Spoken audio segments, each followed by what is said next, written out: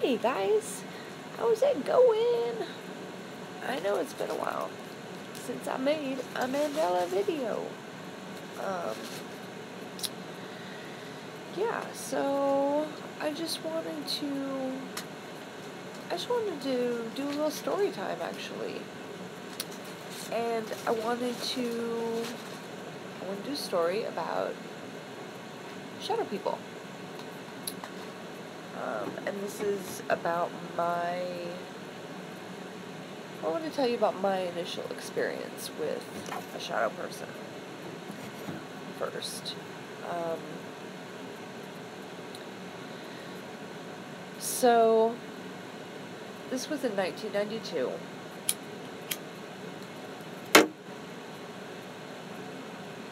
And there was, I had not come across anyway, any information about shadow people. It's not like, they weren't like, poltergeists or other ghosts. You weren't reading about them in any of the literature. And I know, because I read a lot of the literature. So, 1992, my daughter and I are sharing an apartment with a roommate. Her and I are sharing a bedroom, sharing a bed as well, just sharing a twin bed. She's just a few months shy of her second birthday. My hair is driving me nuts, sorry. I need to shave it, and it's like right at that point, you know that point right there? See, it's like, it's driving me nuts. Anyway, leave your hair alone, Tara, it's just itchy. Okay. A few months shy of her second birthday. And she was super advanced, you know. She spoke in sentences by then, so that'll make sense in the story. So we wake up one morning, or I wake up, she's already awake, she's sitting up, and she says, the purple guy was here. And I was like, purple guy? She's like, yeah, the purple guy. I'm like, whatever. Imagination. But over the next couple of days, she talked about this purple guy. And what I had started to notice is that I would put her to bed, and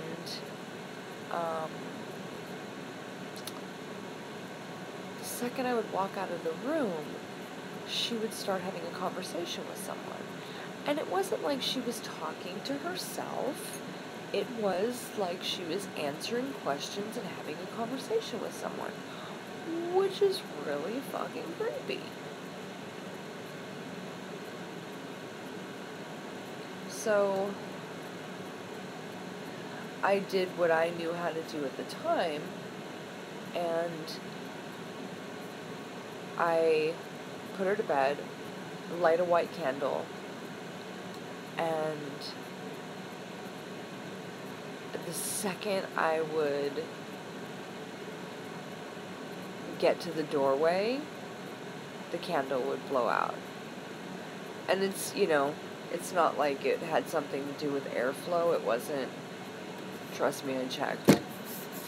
That damn candle, every time, no matter where I placed those candles, they would blow out every time.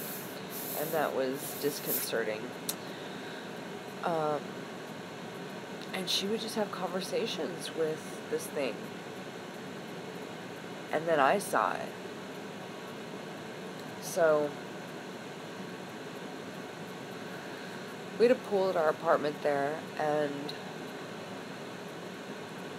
gosh, she almost died like 3 times when we lived there. She fell down the whole flight of concrete stairs once. I have no idea how she managed not to have a scrape on her.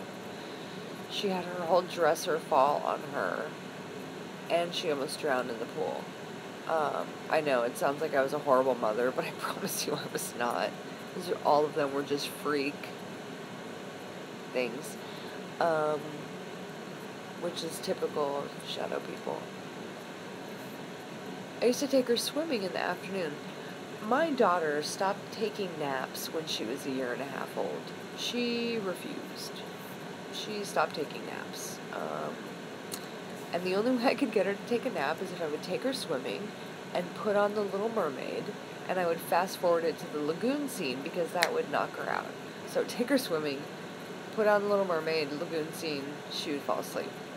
And so I did that, and I was in the kitchen doing dishes, and it was like a big U.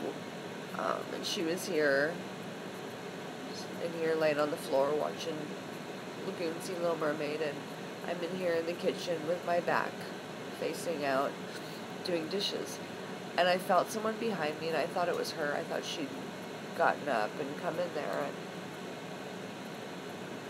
so I turned around and looked behind me, and it was the full form of a person, of a man, but just black. Like the shadow, but without the person to present the shadow.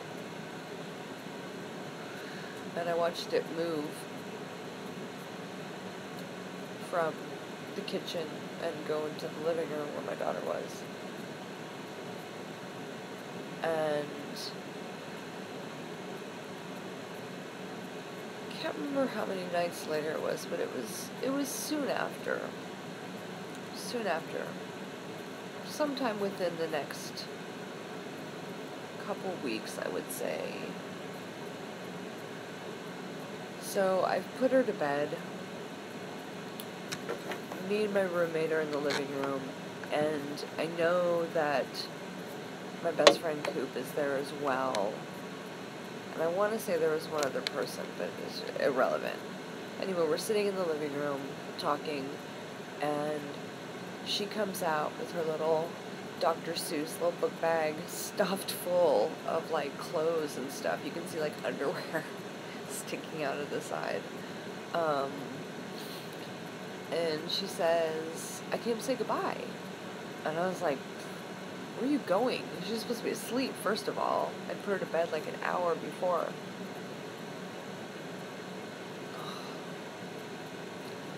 She says, I came to say goodbye.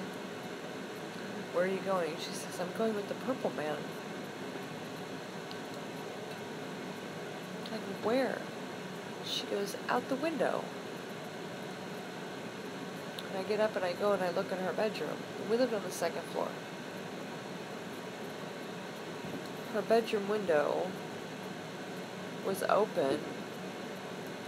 The screen had been removed. Now, the screen was the type that you had to push up and out and then sort of twist it and pull it back in to get it in, which absolutely impossible for a 2-year-old to do. And she would have had to stand on a stool to do it, which we did not have. But the screen was removed and set down neatly on leaning up against the wall. And I saw that, and my fucking stomach dropped. Because I knew that that was not a regular fucking ghost in my house. Absolutely not.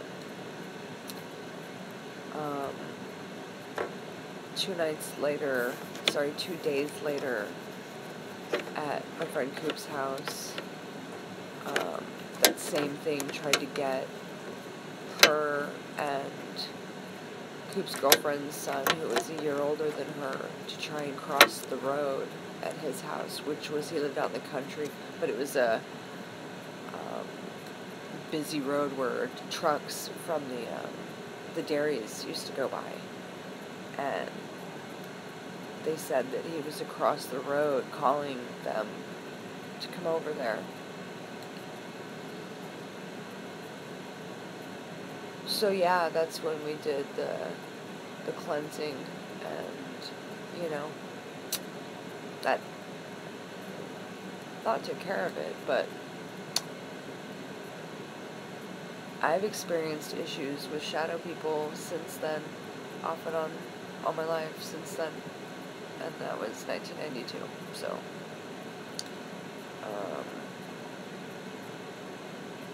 got a shadow person in our house now.